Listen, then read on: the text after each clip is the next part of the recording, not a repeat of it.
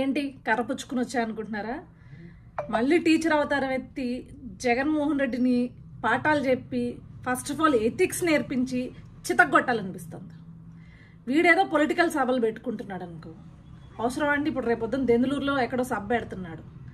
ఆ సభ పెడుతుంటే ఇక్కడున్న స్కూల్ పిల్లలందరినీ స్కూల్ మాన్పించేసి ఆ ప్రైవేట్ బస్సులన్నింటిని మళ్ళీ ఫోర్స్ఫుల్గా వాళ్ళు ఇచ్చేది కాదు, ఫోర్స్ఫుల్గా ఇవ్వాలి అని చెప్పేసి డిఈఓల చేత వాళ్ళకి ఆర్డర్లు పాస్ చేయించి ఆ బస్సులన్నింటిని జన సమీకరణాలు చేయడం కోసం తరలించి ఇక్కడ ఇప్పుడు సభ కండక్ట్ చేయాలంట.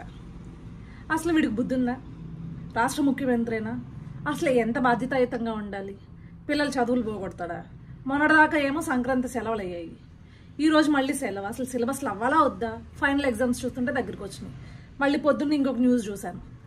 సర్లే, ఇక్కడ రేపొద్దున్న సెలవు ఏంటా ఈ దరిద్రం, ఈ దరిద్రుడు వస్తే ఇదేం దరిద్రం, ప్రతిసారి ఇదే అవుతుంది, వీడు రావడం స్కూల్కి సెలవులు పెట్టించడం అని చెప్పేసి అనుకుంటే, ఇంకొక దరిద్రం ఏంటంటే పొద్దున్న న్యూస్లో చూసా, ఇంటర్మీడియట్ ఎగ్జామ్ బోర్డ్ ఎగ్జామ్ ఆపించి మరి ఇప్పుడు వీడు సభ పెడుతున్నాడు. అంటే 5 లక్షల పిల్లల జీవితాలతో ఆడుకుంటున్నాడు. బోర్డ్ ఎగ్జామ్ ఆపించి మరి నీ సభకి జనాలను తోలడం ఏంద్ర దరిద్రుడా, నిష్ట దరిద్రుడా?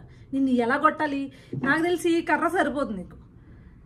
ఏ ఇనప ఓసో బాగా కాల్చి సుర్రుమని వాత పెడితే అప్పుడైనా బుద్ధి వస్తుందేమో. గుర్తుంటుంది ఆ వాత, గుర్తుంటే ఇదిగో ఈ 10 పనులు చేశాను ముఖ్యమంత్రిగా ఉన్నప్పుడు, రేపొద్దున్న ఎప్పుడైనా సరే బాధ్యతాయుతంగా ఉండాలి, పిల్లలు చదువులతో ఆడుకోకూడదు అని చెప్పేసి బుద్ధి జ్ఞానం వస్తుంది నీకు.